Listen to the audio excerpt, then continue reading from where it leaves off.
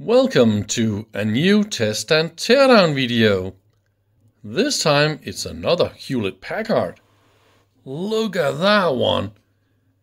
A 3406A Broadband sampling voltmeter. So it's of course an AC voltmeter, and this one will handle all the way from 10 kilohertz to 2 gigahertz. It is that amazing. And mine is in a cosmetical mint condition. Look at how nice and shiny it is. No scratches and nothing. It's so fantastic. Even the meter itself is just so beautiful. All I can see is a little bit of out of focus kinda. I think there's a little bit of dirty, dusty on the back side of the glass here. So maybe I will go in here and clean this because this bothers me a little bit. I got two little upgrade or accessory parts as well. So this is the BNC adapter, because this is the probe where you go and measure all your stuff. And inside this probe you will find all sorts of funny, fantastic things. This is of course a sampling voltmeter, so all the sampling parts and bits that will be inside the probe. I should probably show you a little bit more of what is inside the probe, because the probe is quite complex. There's a little field effect transistor, two transformers, a bridge for the RF input. We got some signals that activate the field effect transistor, and we got calibration signals in and out. I don't know how many 6-7 wires we got to the probe. So there is of course no connector or anything like that here on the front. I also got the little isolator like that. So I think this is just a little capacitor really. So it's a DC blocker. So it should DC isolate, so you can measure on higher DC voltages. That one was also included. And look at that. This is the original operating node and everything like that. Aren't you a little bit impressed? This piece of cardboard is from 1966 to 1969. This is the different versions of the manuals I could find. I found, it's easy to Google HP manuals and schematics and all that kind of stuff. And the frequency range is officially all the way from 10 kilohertz to 2 gigahertz, but that is plus minus 13%. This is what they call the maximum. You can of course go under and over that, and then you will have much less accuracy. The top class accuracy is between 100 kilohertz and 100 megahertz. This wide range, this one will do plus minus 3%. So we got all those different ranges. Each range is only a little bit more than 10 dB, as you can see here. So we got dB scales and we got voltage scales. And then there is a calibrator. So if you activate the calibrator, there will be a little oscillator here, and then you can plug in your probe and verify the readout. And of course, if you turn off the calibrator, you should zero. So there's the analog zero, and then there's a mechanical zero. I have a problem with that switch is not going out, but yeah, see, then it goes out. So there's a little bit of stuck in here. And then the line, of course. This is an all transistor unit, by the way, and a few field effect transistors. Probably I should go and open it and inspect a little bit before I power it up, because I got this real cheap on a flea market. So I'm a little bit worried about the quality of everything. It's probably broken, right? So before I go open, it is configured for 220. And here it says 230. Isn't that a little bit funny? Why would you put on a sticker that says something different from this one? That's funny. I really like that they are using a proper IEC connector. So is this an upgrade, or is this really that old? Of course, we got an analog output for a recorder, and we also got the sample hold output. I think it's quite easy just to get in here. So they got a little double cased unit here. So, ooh, I hear a little loose parts in this one. Oh, that is not a good sign. And I think I should show you the top as well. Oh, you can hear that is not a good sign. Oh yeah. So that will be all the different alignments easily accessible from the top. And then nicely numbered and named and everything. The only little thing that I am a little bit sad about is they're using capital letters for milli. So this is not megavolts, okay? This is millivolts. Yeah, I should have expected a little bit more from HP, right? So the top was just a little bit stuck. I just had to pull a little bit more. So I marked one of the screws here. That one is missing. And I believe that if we take out those 4 screws, we should be able to tilt this entire top part. But it's also located in a connector at the back. So how is that working? Of course I need to take away the other panel to be able to open it and have a look. Okay, so that is what we do. I think it is a little bit interesting to play with this unit. I've been playing with it a lot the last few hours, and it is absolutely funny.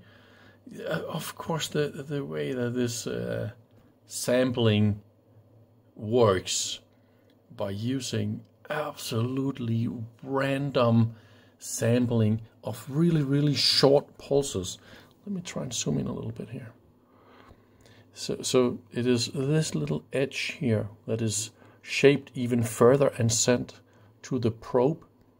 So this tiny, it is only a few hundred picoseconds of this pulse here that is used for the sampling, right?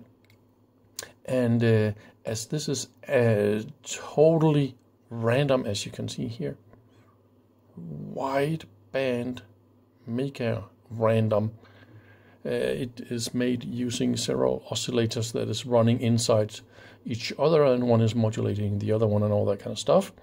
And then the output of the sampler is, of course, averaged and drives the display. And this is a very great and smart way to make a very wideband AC voltmeter. It's actually quite simple compared to any other method, really, back in the 60s. So here is 1 volt full range, and I will now enable my signal generator. I don't know if this is easy to see, but it hits exactly 1 volt. So all that is fine, and it is volts RMS into a high impedance probe, because that is what we got here, right? And the fun thing is that I am having a huge problem with the switches. So that was definitely the problem with this unit.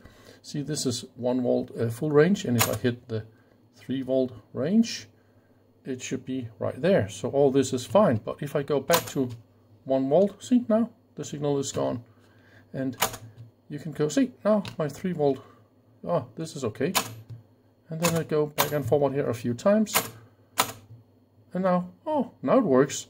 It's obviously getting better and better all the time that I'm doing this. Oh. But the first 100 times it didn't work at all. And I need to add a lot more, see, here we go. A lot more cleaning for the contacts, and I believe then it's gonna work. And if I turn off my input, then you use the 0 for the electrical 0, and obviously while it was powered off, like that, then you use the mechanical 0 for the meter, right?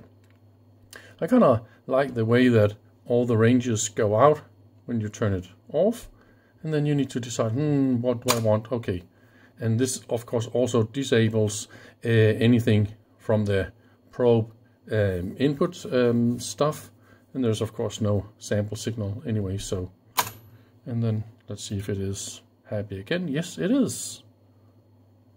I really like this design. It's quite smart the way that they solved this little mechanical issue. And this screw that was missing, this is it matches another hole, so when this is open you can put in a screw here and then hold it nice and open and accessible, and this way you can access this circuit board from the top.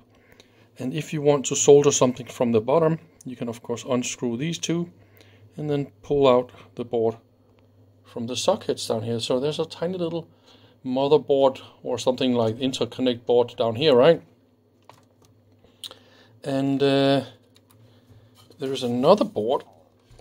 Let me show you here on the back.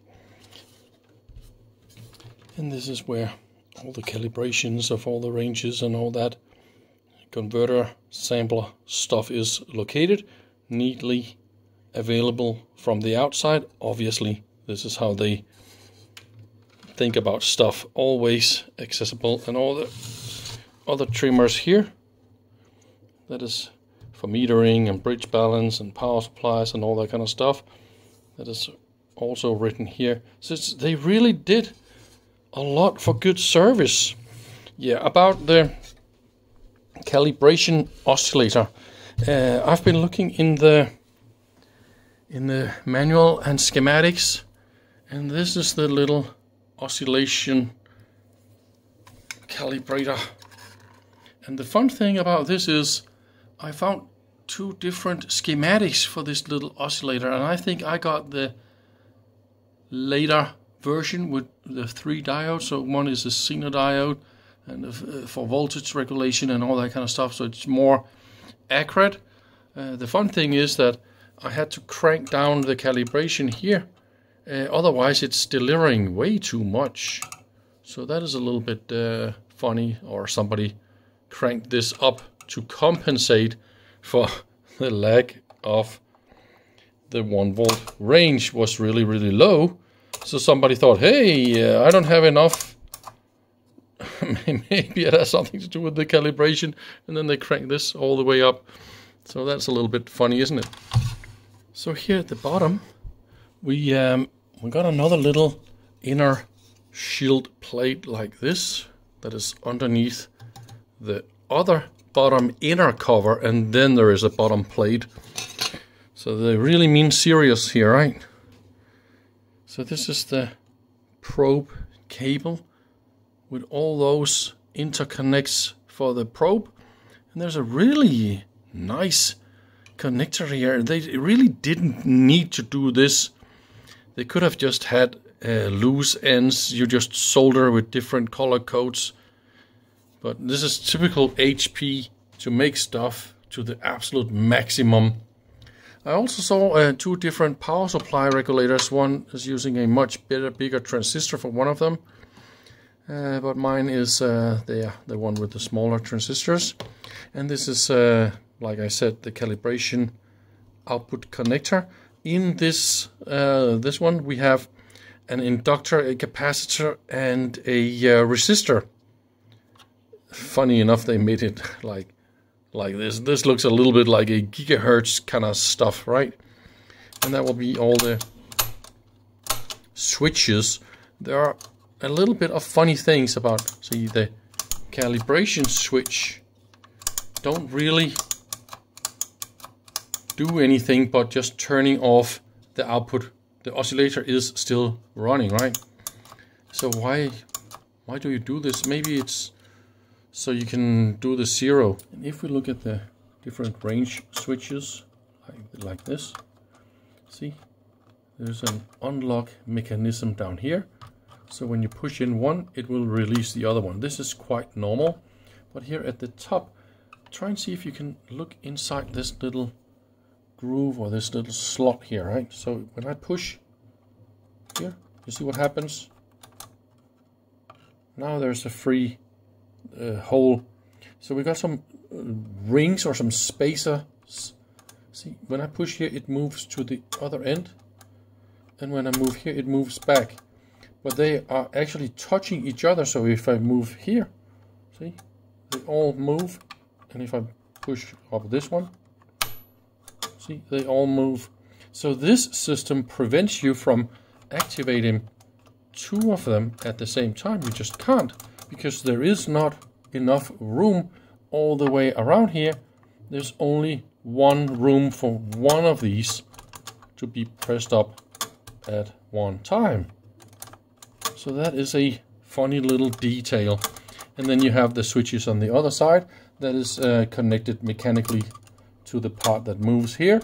Let me see if I can show you a picture of these, but they are not the most delicate quality switch in the world. Oh, I don't have any light here. Hang on. Now I'm all the way in here with the camera all the way in. Funny. But those switches, they're quite open, as you can see here. And that is obviously why they're full of dirt and stuff. And this is why they don't really work, or at least one of them don't work. As far as I can see, the other ranges, they're quite alright. But I just want to add some more contact 61 and see if I can get this thing up and running. I really wanted to see if I could access the meter and see if I could get in and clean the glass, because you can see it's really blurry from the inside. So I need to get inside the meter, and to do that I need to take away the side panel, because this piece of the metal goes inside the side panel. So all those screws needed to go out, and be careful that some of those screws there are different length. So all that is a little bit funny. And then we got the two Bakelite front pieces here. They are mounted together with some screws in here. So that will be the calibration, the zero knob and potentiometer, and then I think I will be able to get inside the meter if only I can just desolder the wires like that, and that will give me access, right? Yeah, I did get the meter out. I don't know if you can see, it's really difficult to show on the camera, because I think it's quite a, I think the camera maybe sharpens something, so it's not revealing that this picture looks like it's out of focus. That is a little bit weird. And I was also hoping to see the HP logo and some information down here, but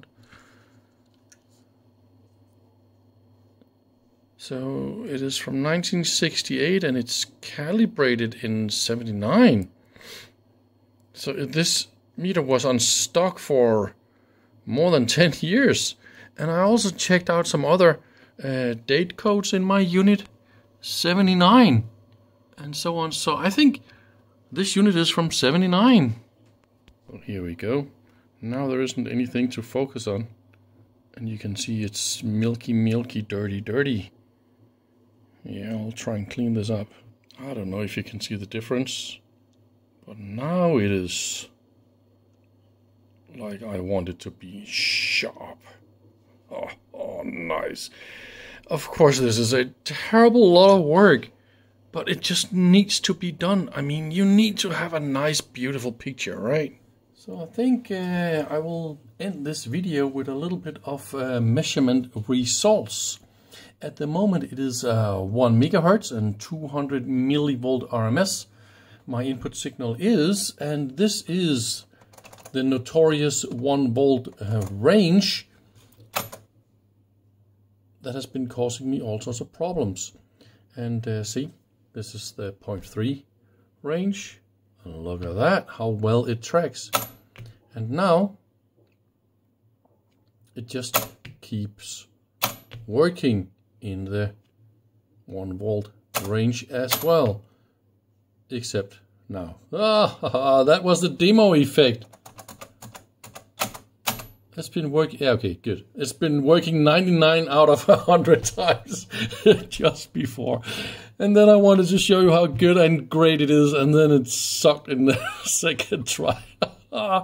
This is just how unfair is it? Yeah, but anyway, it really works now. So let me go back to 1 volt RMS, smash hit, and then, oops, sorry about that. And then we go to the 3 volt range, and yeah, I'm super happy about it the way it is at the moment. It is having its very good moments. I also tried to crank up the frequency. How can we do that? So this is 1 megahertz. How about we go 10?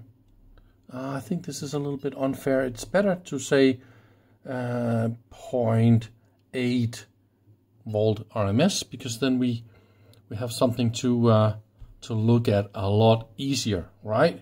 So this is again 1 megahertz. Then we go 10 megahertz, and you did not see anything good. Then we go 100 megahertz, and then it goes a little bit up. And then we go 200, 300, and you see, it is really, yeah, it takes a little bit of time. But the thing is, it is only specified to be plus minus 3% between 100 kilohertz and 100 megahertz. And I believe it is quite a lot better than this. I think what happens if I go to 400 megahertz, my signal generator is gonna go down in level. That is obviously a thing.